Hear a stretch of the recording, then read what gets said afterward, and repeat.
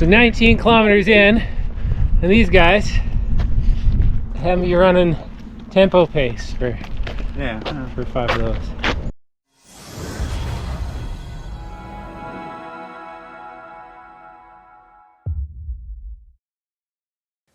Man, what a week, what a number of weeks it has been. Hi everybody, and welcome to today's video. My name is Matt and this is What Matters to Matt. And on today's video, I want to share with you my 3 biggest weeks of running that I've ever had. My peak weeks leading up to a marathon that I have coming up in 2 short weeks.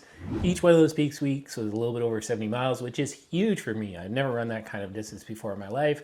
So I'm pretty excited, but I'm also pretty nervous because I think I'm going to be going for a little bit of a stretch goal. And if you want to see more and possibly see me crash and burn during that marathon, you're going to have to subscribe and hit the like button on this video. Comment in the comment section down below if you have run or are running a spring race this year. Are you going for, or did you go for any sort of a stretch goal, or did you play it a little bit more conservative? I'm still not 100%, if I'm honest with you, convinced of what I'm going to be doing with only 2 weeks left before that marathon. But we're going to get into 5 tips that I have for peak weeks, 5 things that I drew from those big weeks that I had. And we'll also probably get into just 2 or 3 small things where I think I really could have done things a whole lot better. Full disclosure, I am not a run coach. I am not a professional of any kind. I'm just somebody who likes to share his running experience here on YouTube. Okay, so Sunday morning, Church of the Long Run, time for me to get out and test the legs. As usual, pretty tired, not feeling 100%, but we're 3 weeks out from the marathon, so taper's going to start really soon, which means today might be the last day I get to get a really good long run in with some quality work. So probably going to throw on some super shoes, not sure if it's going to be the Adios Pro 3s or the Endorphin Pro 3s, but when we get out there, going to be some easy running, going to be some marathon pace, just going to be a lot of fun. Haven't figured out what that workout is, haven't figured out whether I'm going to meet up with others to do that, but I have figured out that it's time to eat. Some coffee, bagel, peanut butter, banana, all the normal stuff. Let's eat. Tip number 1 is go to bed early. Now you would think I would be mentioning this to highlight the importance of sleep, and sleep's important, and I definitely don't get enough of it. If you watch my videos, you know that. But for me, it was about making the most of your time. See, as mileage went up, being better with my time was more important. So I started to look closer at where I wasted the most time. For me, anything after 9 p.m. All that to say, go to bed early. I waste lots of time, but go to bed early and get up early. I'm always more productive first thing in the morning. So 19 kilometers in, and these guys have me running tempo pace for 5 of those. Here we are, Sunday. We're going out for the run now. It is a long run. I'm trying to keep incredibly patient, and I think paranoia, is that what you call it? I've got a little bit of marathon paranoia going on.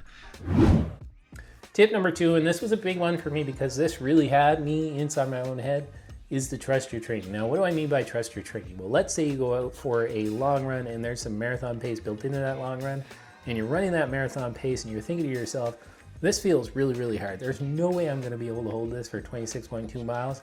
Remember that you're in your peak weeks. You haven't tapered yet. You're not on fresh legs. You don't have the excitement of race day. So that effort at marathon pace probably feels harder than you want it to, or it should, come marathon day. But you're in the middle of your peak weeks. You're running more mileage than you ever have in your life, at least in my case.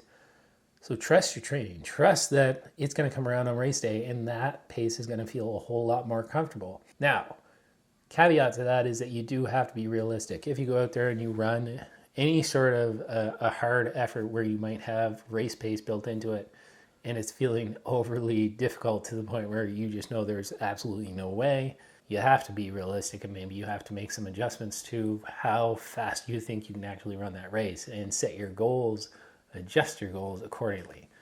But for the most part, don't get inside your own head when during these big peak weeks, those paces feel hard. They're gonna feel hard. They're supposed to feel hard. Your body will adapt. Back at the house, picked up my daughter, giving me all sorts of excuses, says she's been sitting down for 3 hours. We've got 400 meter repeats, 6 of them. I only got about 1.5 kilometers just around the neighborhood and noticed that my wife came home. That's kind of what I was waiting on. And so I didn't really get a chance to scope out too much, but we'll find a spot. I'm not too worried about it. We're gonna jog about 1 kilometer to get her a little bit warmed up, and then we'll jump right into the repeats, and she's gonna go easy on me and not burn me out too much. All right? Yeah. Fair? Yeah. Fair? Yeah. Now, tip number 3 is all about how do you stay motivated to run. And for me, it's been all about remembering why I run in the first place. You're grinding out all these big miles. It's really easy to lose motivation, and you just kind of got to get out there and do it. But how do you actually stay motivated when you need that motivation? And it is to remember why you run. And for me, it came from that first week in peak week where my daughter had 400 meter repeats to run. She's training for a 5K. I'm training for a marathon. And our schedules really haven't matched up. Our training schedule hasn't matched up. And we haven't really been running a whole lot together. But I decided rather than just doing my 15 easy miles that I was going to do, where I was throwing in a couple of strides, I would do these 400 meter repeats with her. And it reminded me of why I run in the first place. My favorite time of the day, my favorite time of the week is being able to get out there and run with her and getting to run those repeats with her, and just her feeling so accomplished at the end of that run really, really reminded me of why I run in the first place. So tip number 3 is all about remember why you run. Rep number 6, it's done. 3:49 per kilometer. Oh. Jogging home? Jogging home? No. Walking. Are you done? Yeah. Zoe, you crushed it. Okay, so it is about 1:15 a.m. I'm sitting here at the airport. My wife's been gone for a week and a half, and she's just coming back tonight, this morning, whatever you want to call it. Let's talk about the run last night. Yeah, last night, Wednesday night. It ended up being a little bit over 20 kilometers, 6 1K repeats. They were meant to be at about a 5K race pace. Felt like I was pushing a little bit harder than I needed to, but the reps were still bang on roughly where I wanted them to be, a little bit over 4 minutes per kilometer. So happy with that workout, happy with how things are going. I'm not sure how tonight is going to impact the rest of my week. I've still got a lot of running to do, and I imagine it'll be about 3 a.m. or so by the time we get home after picking her up, and I've got to be up at 6 to actually get ready for work. But we've still got lots of running in the week, and yeah, lots of coffee, I think, in my future. Okay, see you guys tomorrow. Okay, so the next tip is to plan ahead. Now, I know if you're training for something like a marathon, there's a very real chance that you've got a solidly built training plan. You might be working with a coach. What I mean by planning ahead here is looking ahead at the week and everything else that you have beyond just your running, and see if there are any holes, see if there's anything that you really need to address. For me, that happened a couple of different times. My wife, she's traveling for work quite a bit, and so I had to get up pretty early and drop off or pick up at the airport, which meant on a couple of nights I actually only got 2 or 3 hours sleep. What did I do? I got that 2 or 3 hours sleep. Then I went and taught all day, and then I had a hard run after that, or a middle distance long run after that. What that did was that really put me at risk for injury, and that really put me at risk for burning out. Thankfully, I came out on the other side relatively unscathed, but had I planned ahead, I would have made some adjustments in my week. Had I had a running coach and planned ahead, I would have chatted with them, talked about what I had going on that week, and we would have made those adjustments rather than just pushing forward and risking injury and risking burnout. So plan ahead, look at your week ahead. We all live busy lives. Just makes sense. All right, so solid run. A little bit over 18 kilometers. The kids are just going wild out here in the neighborhood. but really the nicest day that we've had so far this spring. Nice and warm. That was the first time I ran around that lake in I'm gonna say since December, since I ran the Christmas Carnage, which was 4 hours, as many laps, as many loops as you could do around the lake, which was so much fun. So much fun to be back there. It's got sneaky little hill sections, not a lot uphill, not a lot of downhill, but short, steep, very little actual flat. So we'll see how the legs feel after that tomorrow. But between the 18 this afternoon, 8 this morning, that's 26 on the day, so a really solid day of running. Tip number 5, and I think out of all these tips, if there's one that some people are not going to agree with, it's probably on this 5th tip, but it is no run is too short. I'm going to give you a couple examples of where that came up during my peak weeks. One of them was during the middle of the week, usually I have, typically during this training plan, is a medium long run. That can be anywhere between 20 to 25 kilometers. What's that, 12 to 15 miles?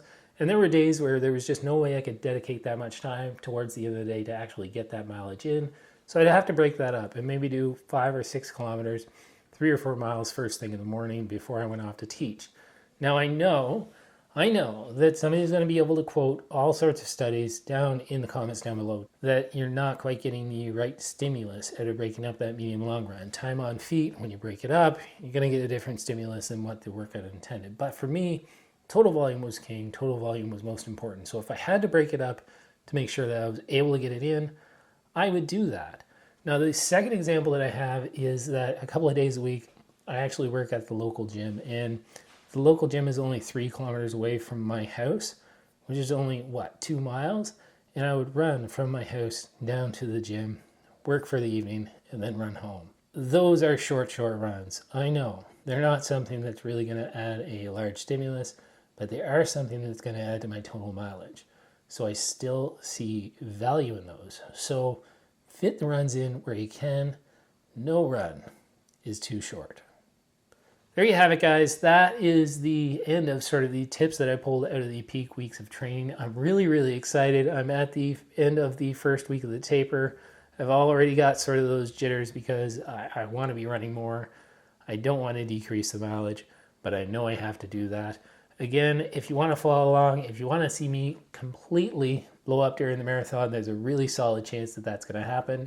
You're going to have to follow along. You're going to have to subscribe to this channel. I've got a lot of videos coming up over the next few weeks to document the taper, the carb loading, everything and anything that has me going bonkers as we get closer to this marathon. My name is Matt, guys, and this has been What Matters to Matt, and ultimately what matters to me most is my family. I'll see you guys in the next video. Step 1, wake up early, gonna rise with the sun. Step 2, get some food in you. Step 3, think real hard about what you wanna be. Step 4, everybody just do your thing. Wake up, today's gonna be a good day. Wake up, today's gonna be a good day. Wake up, today's gonna be